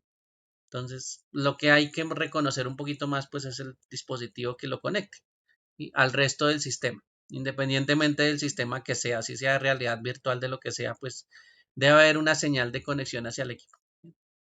Que eso es lo que hay que también tratar de reconocer bastante. Cuáles son los dispositivos y cuáles son las formas de conexión. Lo mismo pasa con los dispositivos de salida, como el monitor o un proyector o lo que sea, sistemas de realidad virtual o hasta una impresora. Y vuelve y juega, la forma de conectar es lo más importante, ¿no? Entonces, de todos estos dispositivos tenemos que conectarlos de alguna forma, así que lo que nos interesa más son los conectores. Aquí hay unos altavoces o unos auriculares. Yo no he visto nada de sonido por aquí, pero bueno, para que los tengan en cuenta, todos esos sistemas pues funcionan. Bueno, vamos a llegar hasta aquí porque aquí ya se metieron fue con las tecnologías ya de estos dispositivos para no extendernos más. Realmente también esto, cada dispositivo es un mundo aparte, pero pues bueno, todavía estamos en la parte del PC, así que nos interesa más las conexiones, los puertos, nos interesa más cómo conectamos esos dispositivos al computador, viéndolo desde la perspectiva del computador. Que eso es lo importante ahorita, que es como las conexiones y reconocer toda esa parte del computador. ¿Para qué? Por supuesto, para hacer un procedimiento sencillo que es después ensamblar todas las partes internas del computador, que ya la mayoría lo han hecho, pero pues el procedimiento realmente acompañado viene de toda esta información de puertos, toda esta información de tecnologías, porque eso es lo que hay que reconocer básicamente. Bueno, entonces vamos a llegar hasta aquí. Recuerden que nosotros tenemos un trabajo en camino que es el de los puertos de sus board. Ustedes tienen una referencia de board que escucha, que recogieron.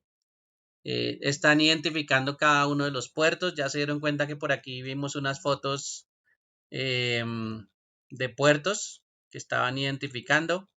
Si se dieron cuenta, hay muchísimas características en cada uno de los elementos. Entonces, desde el nombre hasta versiones, velocidades, etcétera. Esas son características que por lo general están en los elementos. Entonces, el archivito en la primera página, recuerden que tiene todos esos conectores que usted identifica en su board. ¿Listo? La segunda página ya es de una fuente. La fuente la pueden escoger de cualquier marca, no hay ningún problema. Ustedes pueden identificar los puertos generales de la fuente. Ya algunos reconocen algunos puertos. Hay otros que ni idea de los puertos de la fuente, pero bueno, esos conectores también toca referenciarlos en el archivo de Excel que estamos haciendo. ¿Listos? No se les olvide que este trabajito está pendiente para irlo completando. Bueno, como tuvieron harto tiempo ayer, entonces me imagino que completaron el de los puertos del agua. ¿Listos? Bueno. Lo otro que está pendiente. El archivo que estábamos manejando de electricidad. Bueno, ese archivo alístenlo y les creo un enlace ahorita para que lo suban de aquí a mañana. Con lo que habíamos hecho de electricidad lo vamos a dejar hasta ahí nomás. Pero esos punticos pues que queden en el archivo, eso lo habían hecho por parejas, entonces no se les olvide la parejita que lo estaba haciendo, pues que lo complete para poderlo subir al enlace. Primero nos deshacemos de ese de electricidad y ahora sí después vamos al del Excel que está aquí. De una vez les cuento, adicionalmente, toca ir pensando en la sustentación del caso de estudio y los grupos de caso de estudio. Necesito que vayan recopilando la información, aunque ya hemos hecho varias cosas del caso de estudio, hay que empezar a mirar qué más hay. El caso de estudio para la jornada diurna se va a sustentar entre el 27 y el 28. Ya yo les envío la fecha exacta cuando ya vea ese archivito que está ahí adjunto que están compartiendo para mirar pues quién es la persona que va a sustentar y qué días vamos a sustentar. Yo les cuento por un correo. Pero para esa fecha que no nos queda mucho, que nos quedan exactamente, bueno, ni exactamente, nos quedan prácticamente solo 2 semanas, 2 semanas y digamos unos días. No se nos olvide que toca tener entregables. Entonces toca referirnos al caso de estudio, toca empezar a mirar qué tenemos hasta el momento, qué presentación tenemos, qué archivo de cartas tenemos, todo que quede con los logos empresariales, ¿sí? La presentación de la empresa, no se les olvide, todo eso es parte de la lista de chequeo que toca ir verificando, ¿listo? Porque aquí tenemos que agregarle un par de cosas más, como 3 cosas más, que tenemos que hacer pues en estas 2 semanas que quedan. El resto pues sí, eh, o ya está listo o tienen que verificar qué falta de ese que ya hayamos pues trabajado en él para la sustentación que en este caso sería en esas fechas. Entonces no nos queda mucho tiempo, ¿no? Nos quedan unas 2 semanitas, menos mal que hay unos festivos que ustedes pueden aprovechar y como están trabajando en equipo, pues mejor aún. ¿Listo? El 27 y 28 es un martes y un miércoles. Entonces, ese día, final de junio, pues serían las sustentaciones del proyecto. No se les olvide que ustedes tienen el archivito, así que eh, ese archivito ya lo pueden estar revisando, pero que no lo hayan olvidado y la lista de chequeo de ese caso de estudio también no se le olvide verificarlas como grupo, ¿eh? Porque toca ir adelantando. Ahí sí no hay nada que hacer. Bueno, como tenemos harto trabajito, entonces necesito que se reúnan el día de mañana por grupos, verifiquen qué es lo que haga falta, ¿sí? Hay un punto que yo creo que ustedes pueden ir adelantando también, que es la de recomendaciones de un equipo de cómputo. Hay unas recomendaciones que les están pidiendo a ustedes sobre unos equipos. Entonces, si quieren pueden ir adelantando ese tipo de escogencia, ¿listo? Aunque aquí lo estamos mirando por partes, ya la otra semana miramos ya los conjuntos completos, ¿sí? Y ya pues como conocemos partes y ahora conocemos el conjunto completo y nos metemos ya con los equipos de marca. Pero pues ya pueden estar empezando a reconocer muchas características de los equipos, aunque sea de marca, ¿sí? Aunque sea clon, eso no importa. Esos son elementos que se pueden ir reconociendo porque tienen en común esas cosas. Entonces, ir mirando sobre todo ese que es el que nos toca hacer primero. ¿Listo? Entre esta semana y la siguiente nos toca hacer esa selección de los equipos. Bueno, ¿alguna pregunta hasta aquí? ¿Duda, aclaración al respecto? ¿No hay problema? Bueno, entonces no se les olvide, mañana se reúnen por grupos y trabajan en proyecto. ¿Listo? Mañana tenemos el entregable del archivo de electricidad y no se les olvide que estamos trabajando sobre un archivo de partes, de fotos, de identificación de características de las BOAR que ustedes escogieron. Estamos en esos trabajitos, o sea que tenemos harto trabajo. Bueno, ya saben que ustedes adelantaron ayer que tenían trabajo autónomo, pues harto. Juiciosos entonces, ¿listos? Que Hasta luego, descansen señor y nos vemos instructor. hasta la otra semana. Juiciosos.